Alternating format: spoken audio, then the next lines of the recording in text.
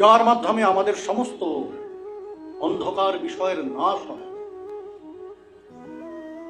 যার মাধ্যমে আমাদের পারমার্থিক জীবনের শুভারম্ভ হয়, যার মাধ্যমে আমাদের হৃদয়ে চেতনার আলোক প্রজ্বলিত হয়, যার মাধ্যমে আমরা ভগবত ভজনের প্রতি নিজেদের সমর্পণ করি। এই বিষয়টাকে খুব সাধারণ, খুব ছোট করে গ্রহণ করবেন না। খুব সামান্য বিষয় নয় দীক্ষা গ্রহণটা।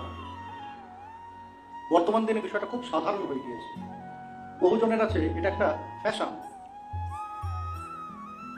একজন গুরু পেলাম, নাম করা গুরু পেলাম, একজন নাম করা ব্যক্তি এলো, ব্যাস দীক্ষা নিয়ে নিলাম। আবার আরেকজনকে পেলাম, তার কাছে গিয়ে দীক্ষা নিয়ে নিলাম। ওই গর্ব করে বলো আমি ওনার শিষ্য।